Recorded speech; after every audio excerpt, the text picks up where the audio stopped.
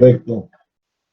Estaba yo esperando unos minutos para que ingresaran los demás, pero parece que van a llegar un poquito más tarde, ya somos 20 y 21 incluyéndome a mí, entonces podríamos empezar. Si les parece, podemos empezar a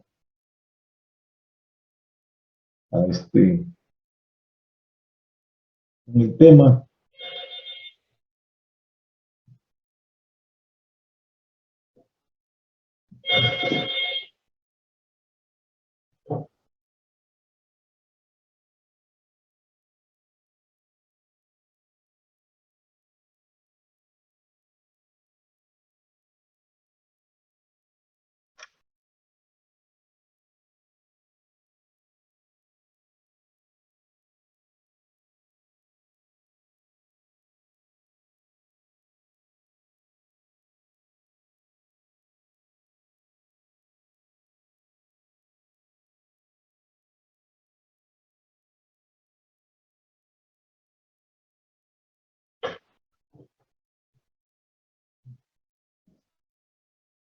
¿Ya ven la pantalla, jóvenes? Ya la vemos, doctor. Bueno, pues vamos a ver.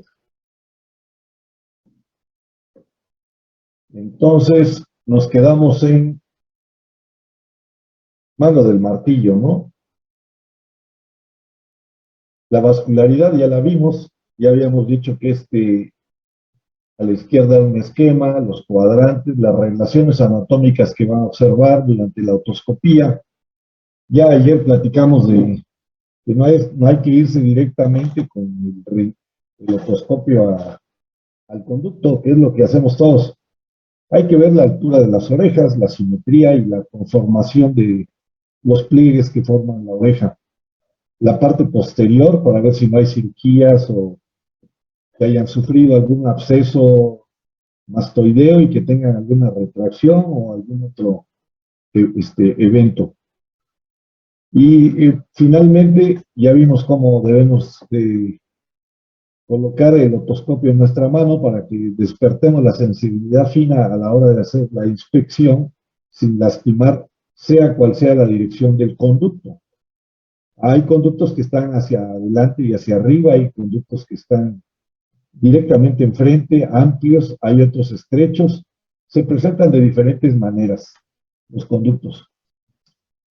Ya vimos que en la cara externa, pues la arteria auricular profunda, rama de maxilar interna, que es de la carótida externa, la arteria del mango del martillo, rama de la arteria auricular profunda también, y de la maxilar interna, las capas media e interna, que es la mucosa del oído medio, pues la arteria timpánica anterior, de la arteria maxilar interna, de la carótida externa, y la arteria estilomastoidea, rama de la auricular posterior y algunas ramas colaterales. Esta es la inervación, la pars flácida tiene más inervación que la pars tensa. Ya sabemos que la pars flácida está delimitada por la apófisis lateral corta del martillo y los ángulos o arcos tímpano-maleolares anterior y posterior hacia arriba, y la pars flácida, la pars tensa hacia abajo de esta relación.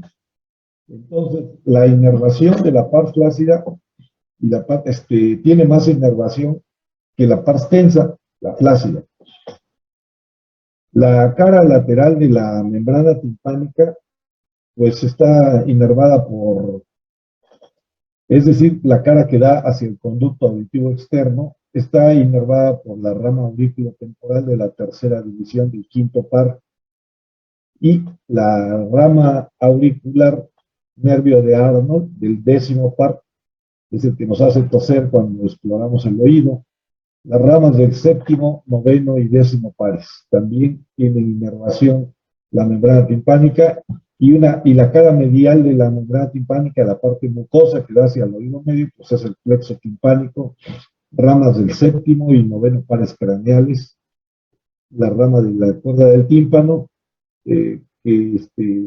nervio cuerda del tímpano, que es la par tensa y la par flácida, ¿no? Ramas que inervan. Porque acuérdense que la cuerda del tímpano emerge en la pared posterior y sale por la pared anterior de la membrana timpánica a en la unión casi del tercio medio con el tercio inferior. La caja timpánica es una cavidad ósea que rodea al tímpano, que es el espacio donde está la cadena de huesecillos, y su región superior o epitimpánica aloja a la cabeza y al cuerpo del yunque, cabeza del martillo, cuerpo del yunque con sus ligamentos suspensores.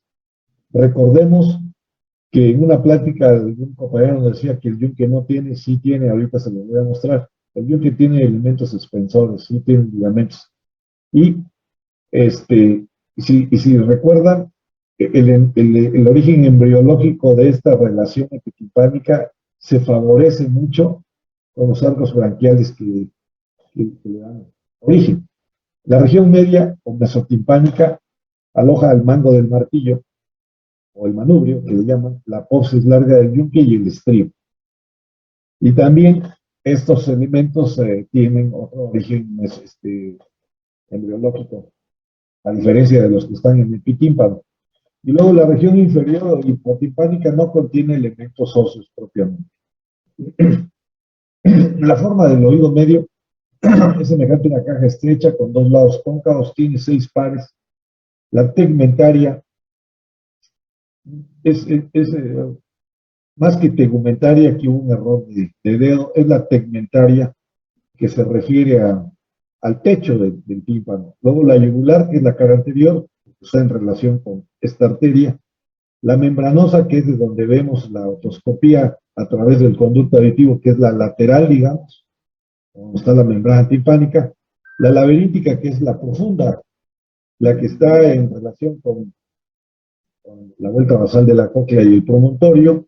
La mastoidea está en el área posterior, que es por donde desciende la parte vertical intratimpánica del nervio facial y está cubierta por una cantidad, digamos un escudo óseo, ¿no? de hueso, un escudo óseo allí que lo cubre. Y en la parte superior pues está el adipsadantro, ¿no? Es la comunicación entre el antro mastoideo y las demás endillas que la rodean con el oído medio. Y la carotidia, que es la región anterior, es la cara anterior por donde emerge el músculo y el tendón tensor del tímpano, más abajo la trompa de Eustaquio, y esa es la relación. Ahora, en la cara mastoidea y la carotidia comparten la entrada y la salida de la cuerda del tímpano.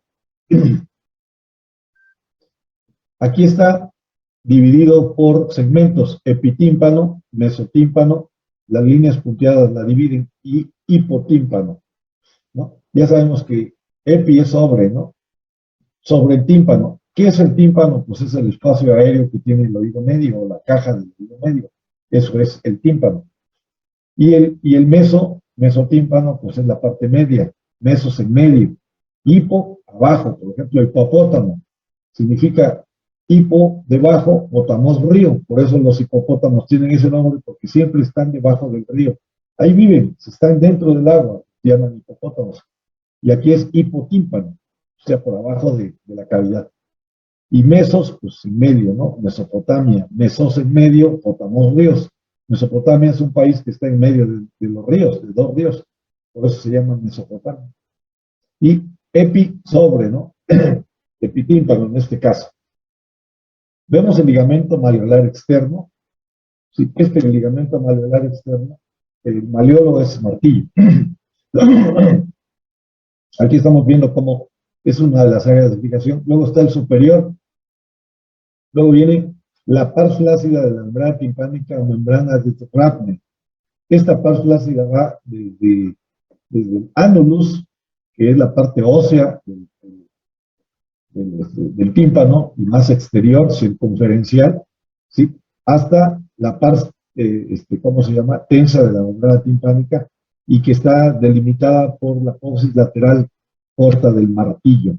Aquí estamos viendo a la apófisis corta del martillo, y luego hacia abajo tenemos el manubrio el manubrio del martillo o el mango del martillo, y de allí queda la membrana timpánica sola. Entonces, la parte extensa de la membrana timpánica va desde la parte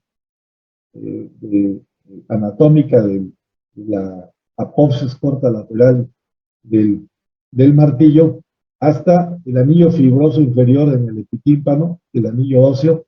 Todo eso es pars flácida, nada más que la forma que tiene de parabólica con cavidad interna, con cavidad externa y con cavidad y convexidad externa, esta forma de antena parabólica lo da precisamente el músculo tensor del martillo, que está aquí señalado, donde está la flechita blanca que estoy señalando el músculo. Esto va hacia la pared anterior, y aquí es lo que hace que tenga esta inclinación de estos grados el mango del martillo, y le da la tensión, la firmeza a la pars flácida. La pars tensa, ven que es más pequeña, pero recuerden que está más vascularizada que la pars tensa, y la relación de la pars tensa, pues propiamente es entre el mesotímpano y el hipotímpano, y en cambio la relación de la pars flácida está entre el mesotímpano y el epitímpano.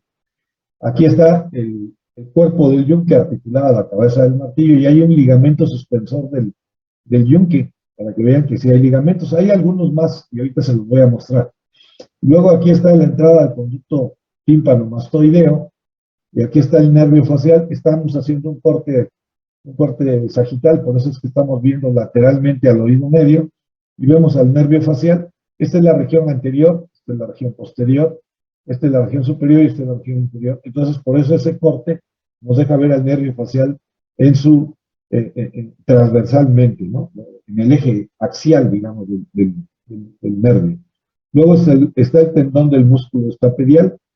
Este tendón va a donde está el músculo del estapedio, que está articulado a la apófisis triangular, a la pirámide triangular donde se inserta. Y vean cómo este tendón está en el cuello de la cabeza del estribo. Y luego vemos la ventana oval cubierta por la platina del estribo, con un borde más largo y con otra rama más corta, una anterior y una posterior. Luego aquí tenemos el promontorio coclear, que es la vuelta basal de la cóclea, que está ubicado en la base del mesotímpano. Y también tenemos aquí el músculo del martillo, del que ya habíamos hablado, que es otro elemento de suspensión que le da rigidez y elasticidad al movimiento de la cadena circular, principalmente de la pars flácida y del mango del martillo. Aquí tenemos abajo del promontorio la ventana redonda. La ventana oval está cubierta por el estribo, por la platina del estribo. Y aquí abajo, o sea, arriba del promontorio y abajo del promontorio está la ventana redonda, ¿no? Vean cómo la dirección anatómica, si le quitáramos el estribo a la ventana oval, tiene una relación hacia anterior, en cambio la ventana redonda tiene una relación hacia inferior, es diferente, y lateral, y o medial, mejor dicho, es diferente la relación que existe entre las dos ventanas. Luego viene la trompa de Eustaquio, que está propiamente en el hipotímpano del oído medio.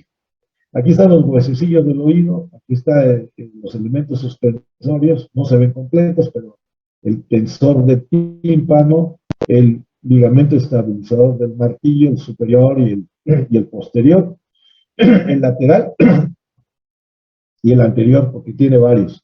Está la ventana oval y luego está la ventana redonda, y por el medio está el promontorio. Vean la ventana oval, la redonda y el promontorio. El nervio facial aquí arribita y la trompa de Eustaquio.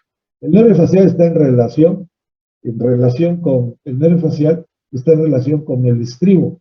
Por eso cuando se hacen las estapedectomías y se tiene que quitar el estribo, la supraestructura del estribo, que son dos ramas, anterior y posterior, y la platina del estribo si es estapedectomía, o se perfora simplemente si es estapedectomía, se puede lesionar el nervio facial principalmente si no está cubierto por el hueso, ¿no? Si no está cubierto por su acueducto endofalópico. Entonces hay que tener mucho cuidado por la relación anatómica quirúrgica que tiene. Bueno, aquí tenemos la membrana timpánica, más bien el tímpano sería el espacio del oído medio, pero aquí lo pusieron como tímpano porque se usa de forma indistinta, pero lo correcto es membrana timpánica, y aquí viene el conducto auditivo externo, la caja timpánica del oído medio, o propiamente lo que es el tímpano, el espacio, la trompa de Eustaquio y la ventana redonda, la ventana oval, el promontorio acá y el nervio facial aquí arriba, junto a la parte superior de la ventana oval. Cuando vemos caja de tímpano, pues tenemos que considerar los huesecillos. Esta cadena auricular del martillo pesa 25 gramos. Imagínense, 25 gramos. Yunque 25 gramos pesan lo mismo, y el estribo va de 2 a 3 gramos. Por eso se preconiza, se dice que se enuncia que el hueso más pequeño del cuerpo es el estribo. 2 a 3 gramos el peso del estribo. Ya no el tamaño, nada más con el peso nos damos cuenta de las proporciones, ¿no? 25 gramos para el martillo, 25 para el yunque, y de 2 a 3 gramos para el estribo. Vean cómo aquí está su apófisis larga anterior, no la corta lateral, la apófisis larga, el área articular de la cabeza del martillo con su cuello, y el manubrio con el humbo acá en la parte más inferior. Luego viene el cuerpo del yunque con su rama corta, que es la que quirúrgicamente nos dice aquí está el facial, nos lo señala, ¿sí? Y la parte articular y la rama larga del yunque con su área lenticular, que se articula con la cabeza del estribo que está aquí, tiene su cuello y sus dos ramas con la platina. La cadena circular, ¿qué tipo de articulación es? Pues por encaje recíproco. Es la articulación entre el martillo y el yunque, por encaje recíproco. Y en la articulación del yunque con el estribo es una enartrosis. Esa es el tipo de articulación que hay: encaje recíproco y enartrosis. Y aquí las vemos. Este es el encaje recíproco y esta es la enartrosis, ¿no? Aquí está la rama corta, aquí está el cuerpo del yunque, la rama larga, el área lenticular, la cabeza del estribo, la articulación, la enartrosis, la rama posterior, que es más larga, la rama inferior, que es más corta, la base del estribo, el manubrio o mango del martillo, la cabeza, la apófisis corta lateral, que es la que vemos nosotros cuando hacemos la otoscopía, y la apófisis anterior larga, que tiene el martillo. Aquí los vemos separadamente para ver la cara articular del yunque. Para el yunque, es la cara articular para el yunque, la cabeza del estribo, la apófisis anterior, el cuello, la apófisis lateral, que es lo que vemos, el manubrio, ¿sí? Y aquí es donde queda el humbo o ombligo de la parte central de la membrana timpánica en su pars flácida, en su pars tensa. Esta es una visión lateral del martillo, la estamos viendo como si lo viéramos en otoscopía, en un vivo, en un paciente o en una persona. Luego, esta es una visión superolateral, es decir, lo estamos viendo desde arriba y también como si lo viéramos con el otoscopio en un paciente. Ahí, si pudiéramos, aquí vemos completo todo, y imagínense, cubrimos esto con un vidrio transparente, esto lo cubrimos con un vidrio transparente, entonces se vería así el martillo, nada más que esa es una visión medial, pero imagínense este yunque visto de forma superolateral desde arriba y lateralmente, como si estuviéramos explorando al paciente. Veríamos nosotros la base aquí, la rama posterior acá, la rama anterior acá y la cabeza acá, ¿de acuerdo? Este sería un oído derecho del terror. La rama corta, en una visión lateral, háganme cuenta que esto está articulado con esto y lo separamos. Y estamos viendo la rama corta del yunque, la cara articular para el martillo, el cuerpo y la rama larga, la apófisis lenticular. Luego el martillo articulado con el yunque, su rama larga, el mango del martillo y el estribo. Esta es una visión medial. Esto estamos viéndolo desde, como si estuviéramos nosotros en el oído interno de la rampa vestibular, desde la ventana vestibular hacia afuera. Entonces estamos viendo por atrás a los huesecillos, como los vemos normalmente en la otoscopía. Esta es la posición. Y aquí están los ligamentos, miren, de los que le hablé, para los que digan que no tienen ligamentos superior, que sí los tienen. Miren, el martillo tiene un ligamento superior. Tiene un ligamento externo, un ligamento externo que está articulado acá. Tiene un ligamento posterior, tiene un ligamento anterior que está en la rama larga del martillo, en la apófisis larga del martillo. El externo o lateral es el que está en la apófisis corta. Luego viene el yunque con un ligamento superior, que es este, suspensor, y un ligamento posterior con dos haces. Y luego viene el estribo, que el ligamento principal es el ligamento anular, es para sellar la articulación entre la ventana oval y la platina del estribo. Ya vimos que tiene una rama más larga que es la posterior y una más corta que la anterior, y allí en el cuello, entre la cabeza y el cuello del estribo, está el tendón y el músculo, ¿cómo se llama? Estapedial. Ya sabemos qué función tiene, y esto va a la área piramidal, donde se va a articular esto en la parte posterior del oído medio. Luego aquí tenemos un ligamento, digamos, anterior, que va a articularse con el tendón y el músculo del tensor del tímpano, que sale arriba de la trompa de Eustaquio en la cara anterior del oído medio. Y se va a insertar precisamente por abajo, y se va a insertar por abajo y por en el inicio del mango del martillo y por abajo de la apófisis larga o anterior del martillo. Las cavidades mastoideas están ubicadas en la región petromastoidea, entre la pirámide petrosa y la mastoides del temporal. Algunas en la porción escamosa, que llegan a hacer ahí algunas cavidades, algunas celdillas mastoideas. Y su disposición es variable, no es exacta. Y hay antros mastoideos. El antro mastoideo es la cavidad central mayor. Todas las cavidades pequeñas alrededor del antro se comunican con el antro mastoideo y estas entre sí. Y esta es la cavidad. Aquí está el antro mastoideo, que es la forma más grande. Este es el adictus ad antrum, que es la entrada del oído medio hacia el antro mastoideo y la parte mastoidea posterior. Este es un corte coronal, y aquí vemos ¿cómo se llama? El receso epitimpánico. ¿Sí? Aquí estamos viendo el oído medio, vaciado completamente, no tiene relaciones anatómicas. Es el vaciado óseo. La trompa faringotimpánica adelante. ¿Sí? Esta es la parte posterior, es la parte anterior, este es el oído medio, esta es la entrada al antro mastoideo, que es el adictus ad antrum, esta es la cendilla más grande que es la mastoides. Ese es el proceso mastoideo, las cendillas de la punta de la mastoides, con todas las cendillas que existen, y el oído medio. Y acuérdense que a veces invaden estas cendillas la escama del hueso temporal, y a veces se va hacia el área petrosa también del hueso temporal. Estamos desde el oído interno, estamos en la vuelta basal del promontorio, estamos viendo hacia la cadena osicular y hacia la parte, digamos, medial de la membrana timpánica. Al revés de como estuviéramos viendo con una otoscopía a un paciente, estamos adentro nosotros, y aquí estamos viendo el tensor del martillo, donde se articula.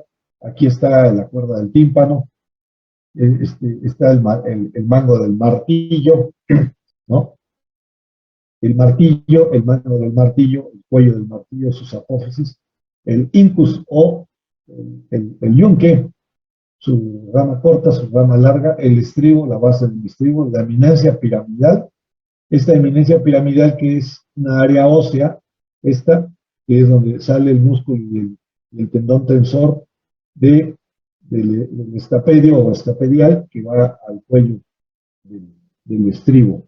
Tendón del músculo del estapedio, que dice aquí, y la eminencia piramidal. Luego la membrana timpánica, que estamos viendo por dentro, y la trompa faringotimpánica. Las relaciones anatómicas anteriormente están los conductos semicirculares. Acuérdense que estamos hablando de la mastoides. Conductos semicirculares, nervio facial y pared posterior del conducto auditivo externo. Esa es la relación anterior de la mastoides, del antro mastoideo y sus cendillas, de la apófisis mastoides, para ser más exactos. Anteriormente, conductos semicirculares, nervio facial y pared posterior del conducto auditivo con este este depósito de calcio de Helen que protege al nervio facial. Es la rama ascendente, la tercera porción o vertical del nervio facial intratemporal, y superiormente está la cavidad craneal. Después, inferiormente, la apófisis mastoides y la ranura digástrica. Y también la ranura digástrica es un elemento anatómico quirúrgico que nos indica dónde está el facial. Lateralmente, las paredes blandas de la región mastoidea, y posteriormente y medialmente el conducto descendente ocupado por el seno lateral, que es una región anatómica vascular de tipo venoso, el seno lateral o el seno sigmoideo. Bueno, esta es otra vista de la membrana del oído medio y de la mastoides. Aquí está la mastoide, la trompa de Eustaquio, el nervio facial, el promontorio, el estribo, y aquí está el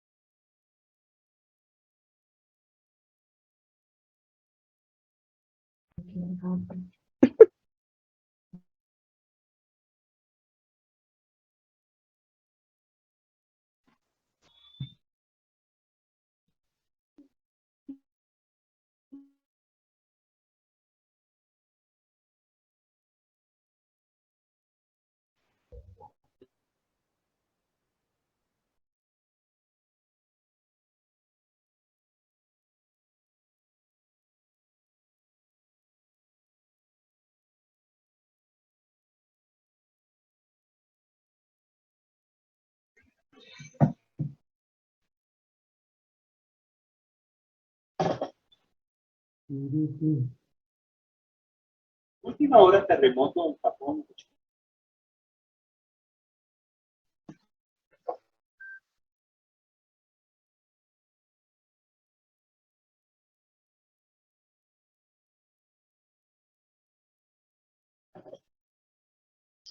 listo. Ya estamos de nuevo, ¿verdad, compañeros? Doctor. Mande. Sí, doctor. Ya nos conectamos de nuevo.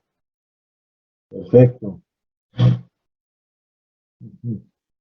Ya estamos 22, yo 23, 23 y yo 24. Bueno, ya llegaron más, qué bueno. Qué bueno que estamos más ahora. Vamos a continuar. Y resulta que estamos viendo aquí ¿cómo se llama? El promontorio, el plexo timpánico que está encima del promontorio, la ventana redonda, la ventana oval. Vean la disposición entre las ventanas.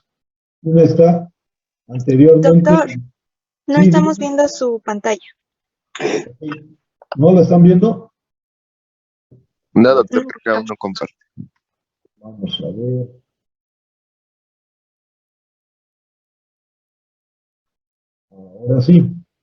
Ahora sí, ¿verdad? Sí, doctor, ya podemos ver. Bien. Entonces aquí está el plexo timpánico que está encima del promontorio, la ventana redonda y la ventana oval. Vean la disposición anatómica de la ventana redonda y oval. Acuérdense que entre estas dos ventanas está el promontorio y arriba de la ventana oval está el nervio facial. Aquí está el nervio facial, la prominencia del conducto del nervio facial, que es el acueducto de Falopio. La prominencia del conducto semicircular lateral. Estamos viendo el área, la pared laberíntica o interna del oído medio. Este es de la pared anterior, viene el músculo tensor del tímpano, la trompa de Eustaquio. Y aquí está la mastoides.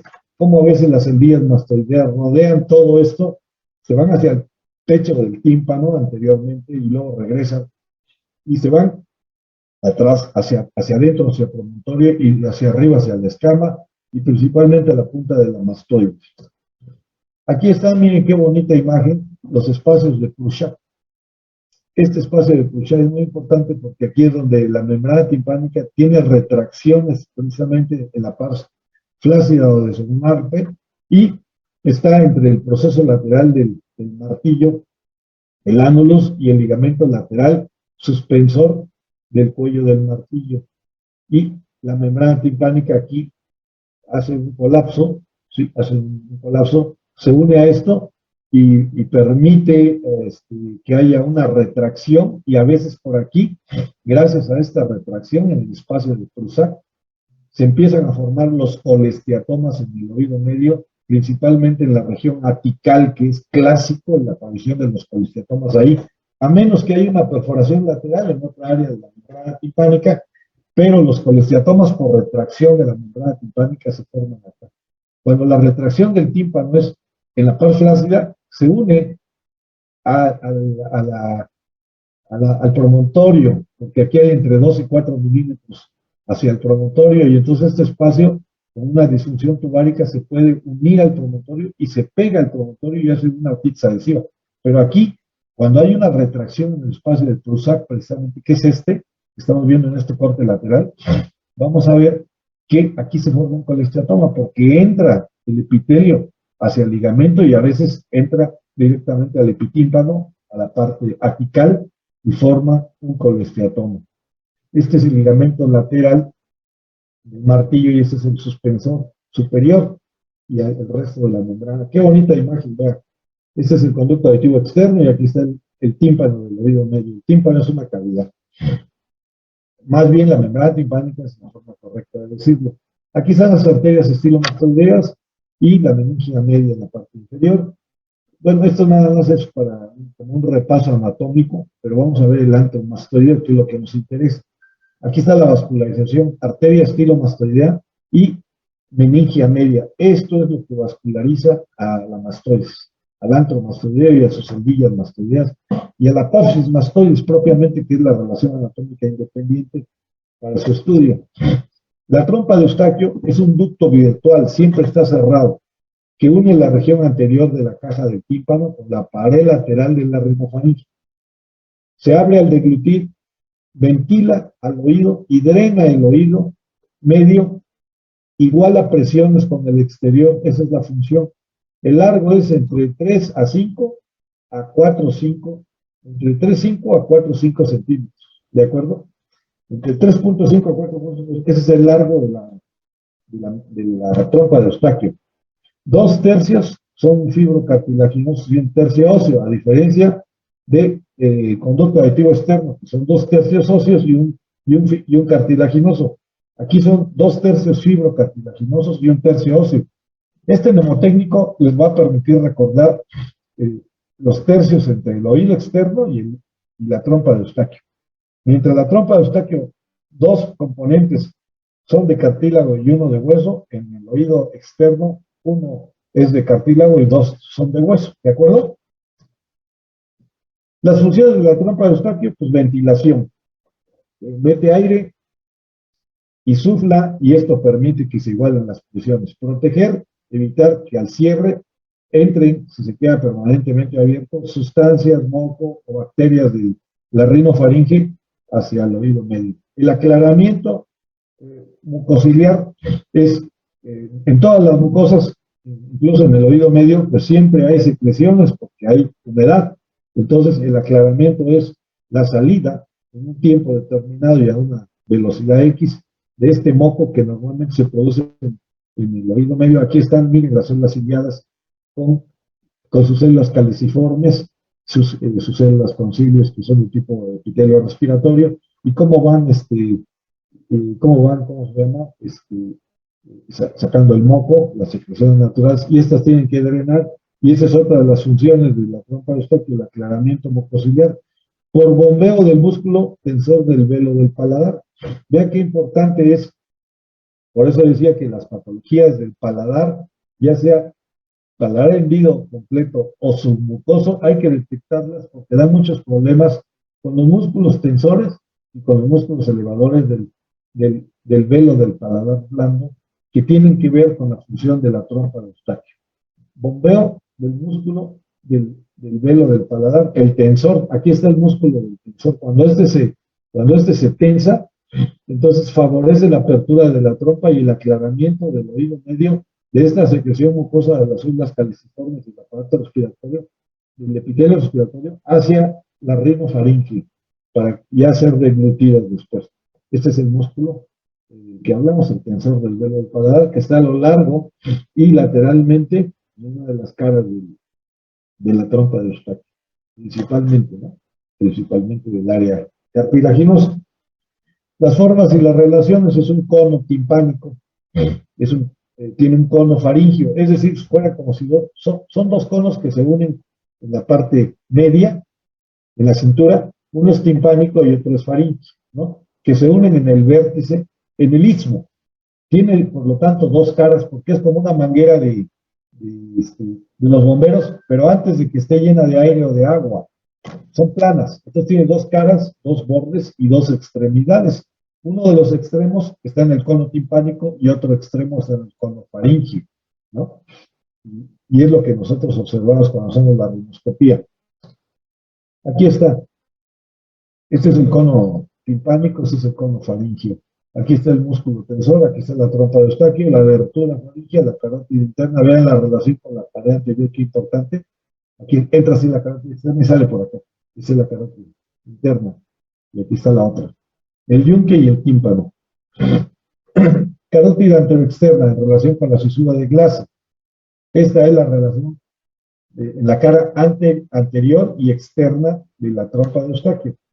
Fisura de Glaser, músculo periestafilino externo, borde superior de la ala interna de la apófisis pterigoides, cara posterior interna, está en relación con el conducto carotidio y con el músculo periestafilino interno y la mucosa faríngea. Estos dos peristafilinos tienen que ver también con la apertura de la trompa de Eustaquio. La trompa de Eustaquio, 45 grados con el horizonte en el adulto, más larga y ya bien muy maduros los elementos cartilaginosos de la trompa de Eustaquio, que son 2/3. Los músculos también muy tensos, ya bien preparados, maduros. En cambio, en el niño, 15 grados con el horizonte, 10 a 15 grados, más corta y más debilidad en la estructura cartilaginosa y muscular. Esto pues, nos pone en desventaja en relación al adulto. El borde superior está en relación con el músculo interno del martillo, con la sutura de la unión del peñasco a la ala mayor del esfenoides y con la base de la apófisis pterigoides. Esa es la relación del borde superior. En el borde inferior de la manguerita, es la trompa de Eustaquio, ocupa el espacio entre el músculo peristafilino interno y el peristafilino externo. Ahí está el borde inferior. La diferencia anatómica de la trompa de Eustaquio en niños y adultos. ¿Cuánto mide en el niño? 1 centímetro, 1.7 centímetros. No llega ni a los 2, o sea, son 17 milímetros y medio. En el adulto, 3.7. Y no llega ni a los 4. No se olviden que en el niño no llega a los 2 y en los adultos no llega a los 4. Son 37 milímetros y medio de longitud en el adulto, 17 milímetros y medio en el niño. Es decir, no llega a los 2 centímetros en el niño ni a los 4 centímetros en el adulto. En el ángulo, con el plano horizontal, 10 grados para el niño, ya lo habíamos dicho, aquí se ve 10 grados, 10 a 15, pero 10 grados es como lo manejo. Entonces, 45 grados para el adulto, entonces hay menos riesgo de que en una rinofaringe de un adulto, entre de la rinofaringe secreciones hacia el oído medio, porque tiene más inclinación hacia superior y además es más larga. En cambio, en el niño, la rinofaringe entra al moco con mucha facilidad y más está acostado, porque es muy corta la trompa y además es muy pequeña y está muy débil de su estructura. Otra cosa es que la luz es menor en el niño y mayor en el adulto, el diámetro es menor, y esto también favorece la obstrucción. Luego, la densidad de los cartílagos, densidad cartilaginosa, ¿sí? De las células, perdón, cartilaginosas es mayor en el niño y es más oclusivo, menor en el adulto y es menos oclusivo, menos obstructivo. Las fibras elásticas son menores en el niño y esto no favorece para su apertura o cierre, y las fibras elásticas son mayores y están más maduras en el adulto y esto favorece el cierre y la apertura adecuadas. La grasa de Hosmer, que es una relación anatómica de contención o de apoyo de la trompa, predomina en el niño y es más obstructiva, y es menor en el adulto. Los pliegues mucosos son mayores en el niño, menores en el adulto. Es menor en el niño, mayor en el adulto. Los pliegues mucosos mayor en el niño, menor en el adulto. El volumen del oído medio es menor y mayor en el adulto, y el cartílago es menor y 3 veces mayor en el adulto. Y estas diferencias nos explican por qué los niños antes de 2 años ya tuvieron un proceso de otitis serosa o otitis media. En todo el mundo es una de las estadísticas que los gringos han sacado. No tenemos estadísticas en México, pero se hace patente que sucede casi en toda la población mundial. Antes de los 2 años ya un niño tuvo una otitis media, y se debe a estas diferencias de la trompa de Eustaquio. La constitución anatómica de la trompa de Eustaquio se compone de un aparato de sostén o armazón que varía según sea en el cono timpánico o faringio. En el cono timpánico lo forma el hueso temporal, un tercio, y el cono faringio lo forma la lámina cartilaginosa y la lámina fibrosa, 2/3. Ahora, la diferencia anatómica de la trompa de Eustaquio en niños y en adultos es que en el adulto es mayor, es más largo, es más grueso, los músculos, los ligamentos, las células de los cartílagos son diferentes, están más maduras y preparadas. El colchón aéreo que causa la presión positiva hacia afuera es mayor en el oído medio del adulto que en el del niño, ¿no? Aquí en el lactante, por ejemplo, las secreciones expulsadas de la trompa de Eustaquio, ¿no?, que se refiere a esto, este colchón neumático, que tiene que ver la trompa de Eustaquio con eso, la trompa de Eustaquio, que es la que está insuflando acá, favorece el aclaramiento mucociliar de estas secreciones hacia la rinofaringe. En el niño, al revés, en el niño hace una presión negativa y eso hace que haya reflujo de la nariz al oído medio, y entonces las secreciones de la rinofaringe entran con más facilidad de la rinofaringe hacia el oído medio, porque en el lactante la presión, el colchón neumático no es positivo, no es amplio, no es grande, no es una presión positiva, es presión neutra o negativa. La trompa de Eustaquio todavía no está tan madura para que insufle suficiente aire y pueda abrir y igualar las presiones, y entonces este pequeño colchón neumático, este mayor colchón neumático favorece la expulsión de las secreciones, no así en el lactante, ¿no? Esta es la trompa de Eustaquio, este es el tamaño, la inmadurez, el largo, la inclinación son muy diferentes y eso protege mucho. Lámina cartilaginosa ocupa la parte posterior interna de la trompa, tiene forma de triángulo, es un vértice fijo al extremo interno de la porción ósea, cuya base es libre y forma una prominencia detrás del pabellón. En su borde superior hacia adelante forma un gancho, y el grosor de la lámina por fuera es de 1 milímetro y por dentro de 3 milímetros. La zona media es de 2 milímetros de grosor, esta lámina cartilaginosa en la trompa de Eustaquio. En la lámina fibrosa comprende de uno a otro borde de la lámina cartilaginosa y forma la pared antero externa de la trompa. La trompa está revestida por mucosa totalmente y los músculos que la accionan son músculo peristafilino interno, externo y los fascículos alfingo-faringios. La diferencia anatómica de la trompa de Eustaquio en niños y adultos, aquí está el adulto, aquí está el lactante. Entonces vemos la inclinación. Vean el músculo, no abre la trompa de Eustaquio porque vean la flacidez, todavía la inmadurez. En cambio aquí el músculo actúa activamente en la apertura de la trompa de Eustaquio. Ya vimos dónde está el músculo, en la parte anterolateral, y está a todo lo largo de la trompa en la región cartilaginosa, y al tensarse pues abre automáticamente esta manguera virtual que está cerrada siempre. La trompa de Eustaquio es más larga y es más firme, no así en el lactante. Hay menor angulación entre el canal auditivo y la trompa de Eustaquio en el horizonte. En el adulto, pues el ángulo es de 45 grados y aquí es de 10 nada más. Estas diferencias son muy importantes para la función. Los vasos sanguíneos y linfáticos, arterias, la faringia, la meningia media, las bilianas. Ahora, las venas, es una tupida red que van hacia el plexo pterigoideo y luego a las yugulares. Y los linfáticos se continúan con los de la caja y con los faringios.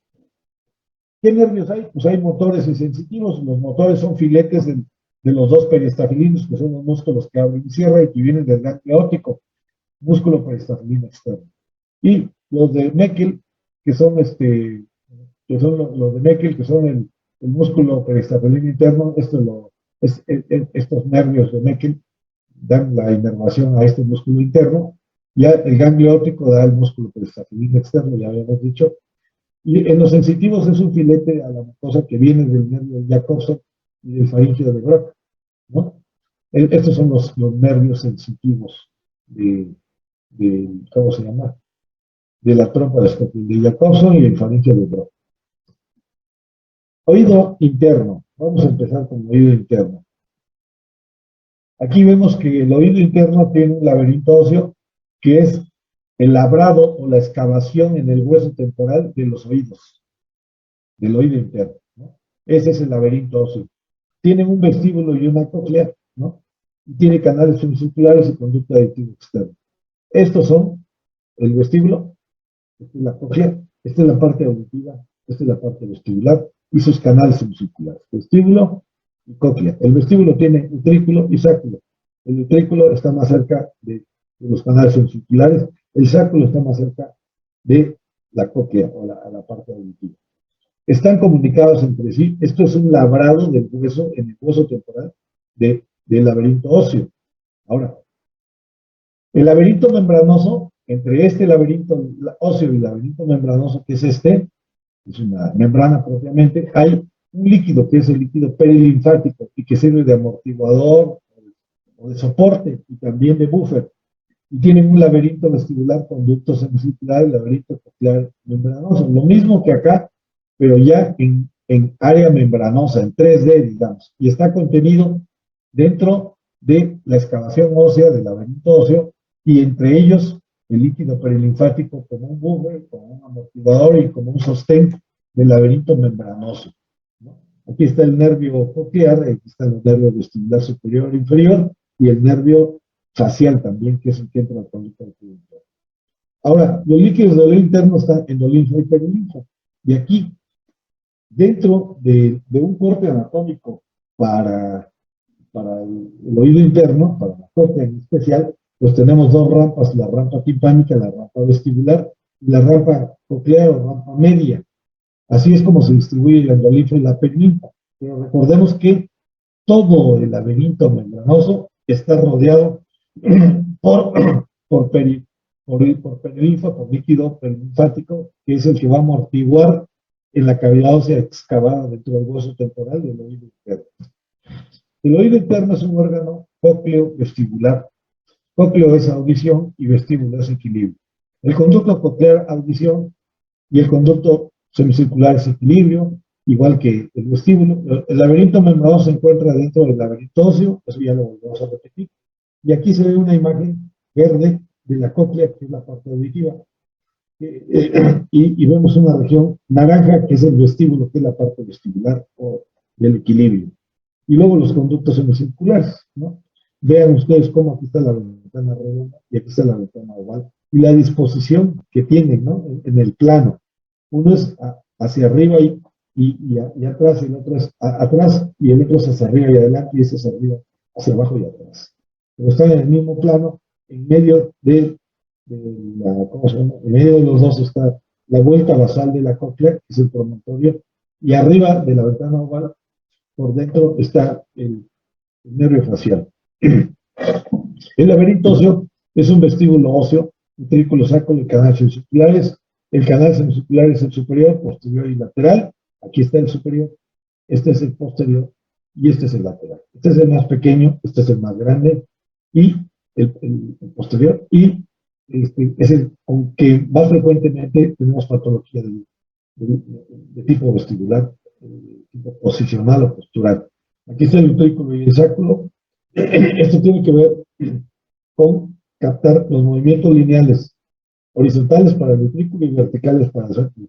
Y los canales semicirculares tienen que ver con el equilibrio, digamos, radiado o circular, ¿no? La cóclea, pues ya sabemos que es auditiva. El laberinto óseo tiene una cóclea, los canales semicirculares, el vestíbulo y la perilinfa que lo rodea. El laberinto membranoso tiene un laberinto vestibular, un laberinto coclear y dentro tiene endolinfa. Este laberinto óseo, aquí está el caracol óseo, que forma una espiral ósea y un laberinto coclear. Este es el laberinto coclear y el espiral ósea. La parte más alta se le llama helicotrema, son 2,5 vueltas cocleares. Ahí está el gancho de la lámina espiral. Y tenemos la rampa vestibular, la rampa ósea espiral y la rampa timpánica. Acuérdense que esto, para que no se les olvide, es como un tornillo. Y en ese tornillo va encima todas las estructuras que van a llevar el oído, el área coclear. Aquí está la abertura interna del acueducto vestibular. Y para el conducto endolinfático, de aquí sale una parte del ventrículo y otra parte del sáculo, hacen unión a un conducto que es el conducto coclear que termina en el saco endolinfático, ¿no? Este conducto endolinfático se forma de una parte que sale del vestíbulo. Una parte es utricular y otra parte sacular. Aquí está el receso esférico, aquí está el receso coclear, se va a comunicar para esto, y está el receso elíptico, por la forma que tiene. Aquí está la abertura interna del acueducto vestibular y para el acueducto endolinfático y la ventana redonda coclear en esta área. Aquí está, estos tres son el vestíbulo, observen las perforaciones para las fibras nerviosas, que es donde entra cada uno de los elementos acá. Y este es el anterior, el lateral, el posterior. Acuérdense que la unión del conducto semicircular superior con el posterior forma la cruz común. Aunque cada uno de ellos tiene su propia ampolla, en este caso, esta es la ampolla del canal superior y esta es la ampolla del canal posterior, que es el más grande, el más corto y chico es el lateral, también tiene su ampolla lateral. Hay tres ampollas, una ampolla del superior o anterior, una del posterior y otra del lateral externo u horizontal, como le llaman algunos, cada una de las ampollas. Pero no hay 6 aberturas, hay 5 porque hay una cruz común entre la unión del conducto semicircular posterior y el lateral, y esto forma la cruz común. El laberinto óseo anteriormente es un caracol óseo que tiene 2,5 vueltas. Medialmente está el vestíbulo óseo o cara externa, ventana oval y ventana redonda que se abren al oído medio. El vestíbulo sale en los canales semicirculares, eso ya lo habíamos dicho.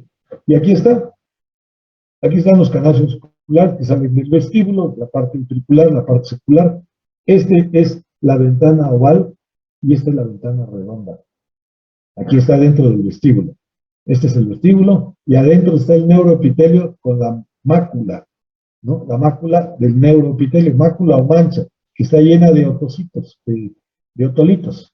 Luego aquí está la cóclea y la cúpula de coca, que es el helicotrema, que es donde se une la rampa vestibular con la timpánica.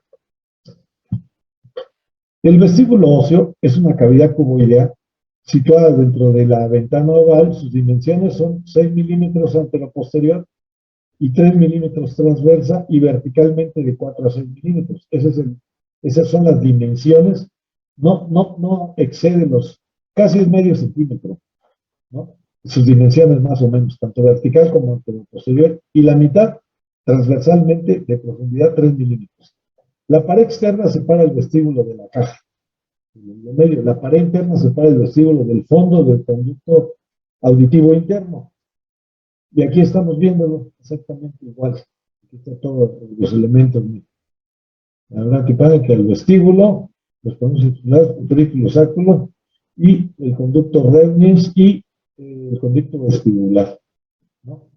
Aquí está el conducto coclear, que sale de acá, del sáculo, la trompa faringotimpánica, el nervio facial arriba y adelante, el nervio cócleo posterior abajo, y luego arriba y posterior sale el vestibular superior y el vestibular inferior, arriba e inferior, el nervio coclear, que es el de la audición, y aquí está el nervio facial, que es el motor, y luego el nervio vestibular, el meato acústico interno. Bueno, el vestíbulo óseo, la pared anterior por arriba estrechamente al acueducto de Falopio y al séptimo paso. Por abajo se ve el orificio elíptico que va a la rampa vestibular y el orificio vestibular del caracol. En la pared posterior está el orificio ampular del conducto semicircular posterior. Este vestíbulo óseo en su pared posterior tiene 4 orificios, 2 posteriores externo e interno, el orificio no ampular del orificio externo y el orificio común de los dos conductos circulares, que es el superior y el posterior, que es la cruz común. Dos anteriores, que es externo e interno, y el orificio ampular del conducto semicircular externo y el orificio ampular del conducto semicircular superior. Todos esos son anteriores, están en la pared superior del vestíbulo. Y aquí los podemos ver, son los orificios ampulares del horizontal, de este y del otro. Luego, en la pared inferior, el piso representa la parte inicial de la lámina espiral que va a unirse al caracol. Y externamente tiene una hendidura vestíbulo-timpánica que comunica el vestíbulo con la rampa timpánica. Los canales semicirculares están situados detrás y encima del vestíbulo. Son tres, superior, posterior y lateral. Salen del vestíbulo, hacen un medio círculo y vuelven a él, cada uno de los cuales se sitúa en una dirección del espacio perpendicular entre sí. Por ejemplo, si ustedes ven, ahorita en este momento están en su casa y ven la esquina del piso, una esquina de un piso. El piso está representado por el canal semicircular lateral. Una de las paredes, a 90 grados de este piso, es el canal semicircular posterior. Y la otra pared, de esa esquina, la otra pared, tiene 90 grados con el piso y 90 grados con la pared posterior. Una es pared anterior, una posterior, y una es el piso. Entonces, en esta esquina hay un triángulo. El piso es el canal lateral, externo u horizontal. Una de las paredes de ese extremo es el canal posterior y la otra es el canal superior. Y entre ellos tienen un ángulo de 90 grados. Son ángulos rectangulares, de 90 grados entre ellos. Entre el piso y las dos paredes hay 90 grados. Entre la pared anterior y la posterior hay 90 grados. Entre la pared anterior y el piso hay 90 grados. Entre la pared posterior y el anterior hay 90 grados. Y entre la pared posterior y el piso también hay 90 grados. Entonces, es decir, gracias a esta disposición, ellos pueden captar estos canales semicirculares, la dimensión espacial de los movimientos circulares de la cabeza. Conducto semicircular superior o anterior en el plano frontal. Conducto semicircular posterior da el límite del laberinto y conducto lateral o externo da el plano horizontal, ¿no? Canales semicirculares, su diámetro mayor es de 1.2 a 1.5 milímetros, ¿no? Su diámetro menor es de 0.8 a 0.9, ese es el diámetro si lo cortamos transversalmente. Presentan dos orificios, uno ampular y otro no ampular, y el canal semicircular superior y el posterior tienen un brazo común, por lo cual solo hay 5 orificios en el vestíbulo. Cada canal tiene una dilatación llamada ampolla. Y aquí están los canales semicirculares. Vean la longitud. ¿Cuánto mide el superior? 15 milímetros. El posterior, 18, que es el más grande, ya se los habíamos comentado. Y el exterior es el más chico, que es de 12. El mnemotécnico, para que no se les olvide. Fíjense, apréndanse el externo, que es el de 12 milímetros de longitud. Si agregan 3, da 15, les da el superior. Si a este le agregan 3, da 18, que es el posterior, y así no se les olvida. Empieza con el más pequeño. ¿Cuánto mide el conducto semicircular más pequeño, que es el externo, lateral u horizontal? Pues 12 milímetros de longitud, ¿no? 1.2 centímetros, 12 milímetros de longitud. Si le agregamos 3 milímetros, nos dan 15 milímetros, que es lo que mide de longitud del superior. Si le agregamos otros 3 milímetros, nos dan 18 milímetros, que es el más grande, que es el posterior. Y así nunca se les va a olvidar. 12, 15, 18. 12 el horizontal, que es el más pequeño. 15 el mediano, que es el superior, o anterior, también le llaman. Y 18 milímetros, que es el posterior o el más grande. La orientación. ¿Qué orientación tiene el canal semicircular superior? Es vertical, por eso también le llaman anterior, perpendicular al eje del peñasco, al eje horizontal del peñasco, ¿no? A la roca. Bueno. Luego, el posterior es vertical, paralelo al eje del peñasco. Vertical, pero paralelo al eje del es un canal, es tan vertical como el otro, nada más que entre el superior y el posterior, los dos son verticales. Pero recuerden que tienen un ángulo de 90 grados entre sí. Por eso, aunque los dos son cervicales, uno es es perpendicular a 90 grados del eje del peñasco y el otro es paralelo al eje del peñasco, lo que los hace triángulos ortogonales de 90 grados. Entonces, uno es horizontal y el otro es perpendicular al eje horizontal del peñasco. Por lo tanto, entre los dos hay 90 grados de angulación, pero los dos son verticales. En cambio, el otro es un canal semicircular horizontal, que es el externo, que es el más chico y que tiene 2 milímetros, 12 milímetros de longitud. 12, 15 y 18, recuerden. ¿Cuál es la dirección del superior? Hacia arriba. La del posterior hacia atrás y la del externo hacia afuera. Y este es el motivo por el cual a la horizontal le llaman externo o lateral, porque va hacia afuera. El orificio ampular, ¿dónde queda el del superior? Distinto, se abre en la bóveda del vestíbulo hacia adelante. En el posterior se abre en la pared posterior del vestíbulo. Y en el externo, distinto, se abre en la bóveda posterior del vestíbulo. ¿Sí? Así es la disposición. Entonces, el posterior y el externo se abren en la pared posterior del vestíbulo, en la bóveda, uno y el otro hacia adelante en la bóveda del vestíbulo. Los orificios no ampulares. Los orificios no ampulares, en el superior está confundido con el conducto circular posterior, se abre en la bóveda del vestíbulo hacia atrás. ¿Por qué? Porque tiene la cruz común. El posterior, confundido con el conducto circular posterior, se abre en la bóveda del vestíbulo hacia atrás. Es decir, la bóveda es la parte horizontal y superior del vestíbulo. Hacia atrás está abierto el posterior. En la cruz común, el superior con el posterior. Y el externo es distinto. Se abre en la bóveda del vestíbulo hacia atrás. Es distinto entre uno y otro. En cambio, entre estos dos es el mismo. El caracol óseo, su núcleo es el eje del caracol, forma un cono macizo, base, vértice y superficie externa. Este núcleo es como el tornillito. Lámina de los contornos, tiene una lámina que va recorriendo los contornos, este tornillo de 28 a 30 milímetros. La mitad interior o pared interna es la superficie del núcleo. La mitad externa o pared externa del caracol, ¿no? Es la mitad externa o pared externa del caracol.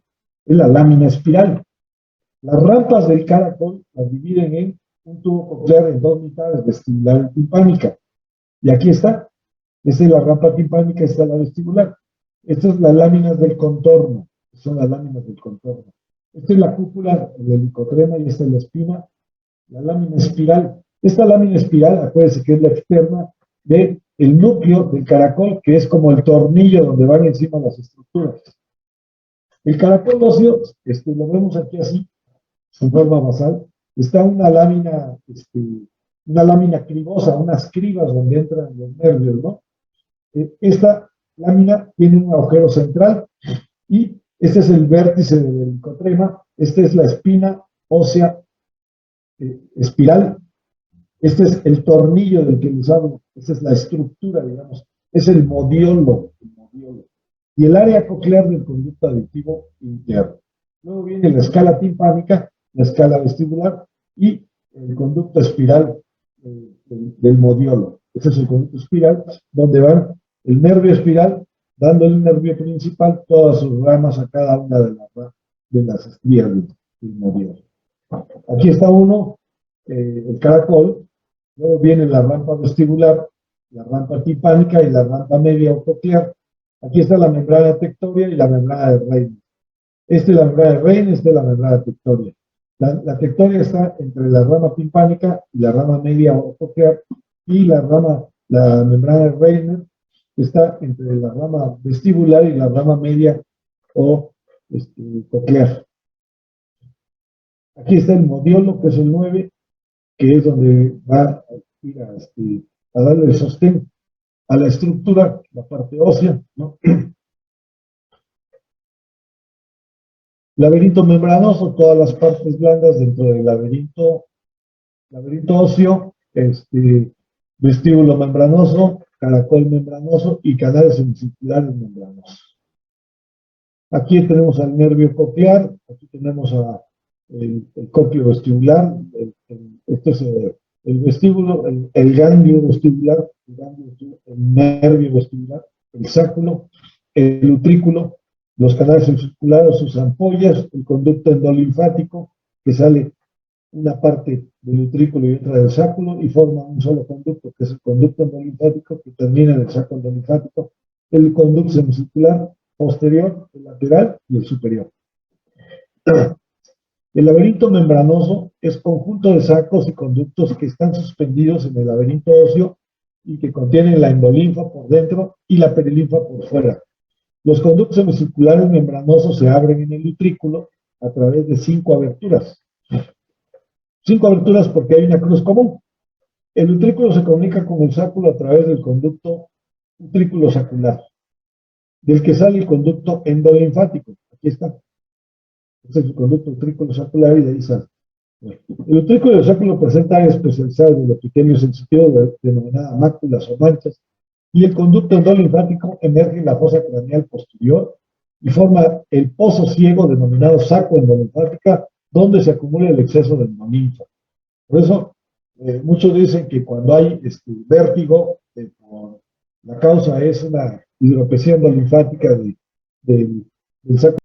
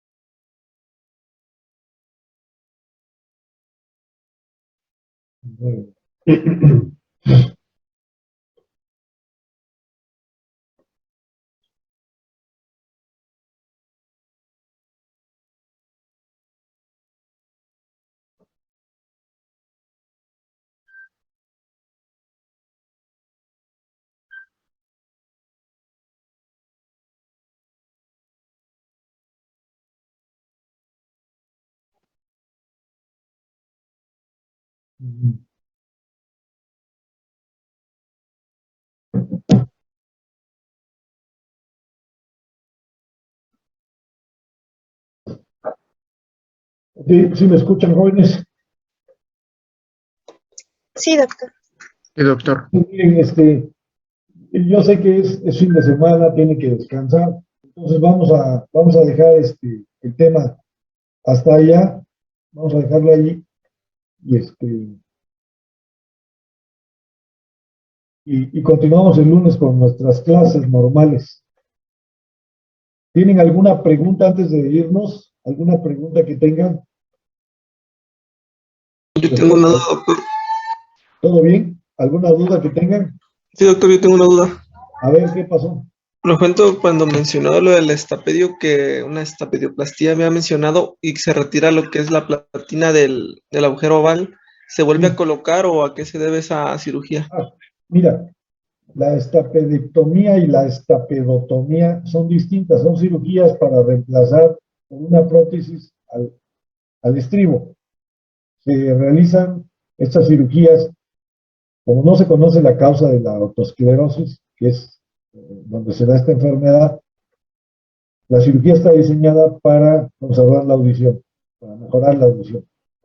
Entonces se quita el estribo y se retira se desarticula del yunque, en el área lenticular se desarticula esta enartrosis y se retira la supraestructura que son el arco anterior y posterior, con la cabeza del yunque, toda la supraestructura. Y entonces queda la platina cerrando con su ligamento anular, pues, y sellando el oído interno a través de la rampa vestibular. Entonces lo que se hace es, si es estapedotomía, se perfora con una microfresa o con un tornillo quirúrgico en medio de la platina y ahí se coloca la prótesis, detenida de la rama larga del yunque. Esa es una estapedotomía. La estapedectomía es cuando retiramos la totalidad de la membrana, de la platina del estribo. Entonces queda abierto el oído interno y la rampa vestibular. Para evitar que salga líquido cefalorraquídeo o que haya una fístula, previamente nosotros quitamos un poquito de ¿cómo se llama? Como cuando hacemos una timpanoplastía, quitamos una parte blanda del músculo, allí, mucopericondrio, una parte elástica del músculo, y se pone encima de esa parte de ligamento, un área ligamentaria ahí de la oreja, generalmente es mucopericondrio. Se quita y se pone encima de ese retiro que hicimos de la platina del estribo. Se pone encima y se comprueba que selle perfectamente y que no haya salida de líquido. Y luego ya se pone la prótesis, se aprieta, se ancla en la rama larga del yunque, previamente ya se midió la prótesis que se va a poner de qué largo, y luego se coloca en el mucopericondrio que está cubriendo la ventana oval para que transmita el movimiento de la cadena osicular hacia la rampa vestibular y mueva los líquidos cocleares de esa rampa y puede haber generación de ondas, la onda viajera en el líquido y el movimiento de la membrana de Reiner y la membrana tectorial y el órgano de corte y de la membrana tectoria y de todo lo demás.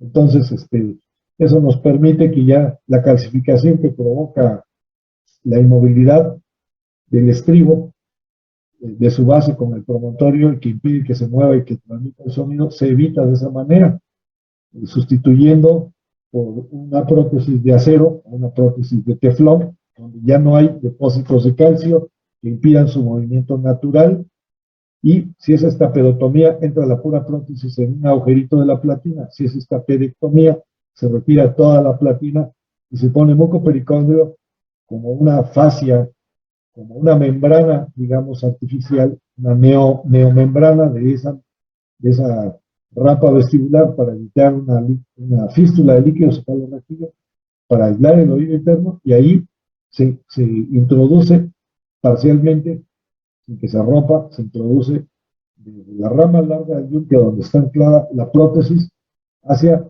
la rampa vestibular cubierta por el mucopericondrio, que va a formar una neomembrana, como si fuera una membrana de la ventana oval, pero en la vestibular, porque ya se retiró la platina. No sé si con esto conteste la pregunta. Sí, doctor, gracias. Bueno, entonces disfruten, cuídense mucho, hagan ejercicio, descansen y sigan leyendo, porque nos vemos el lunes con el tema, por favor, que nos toca.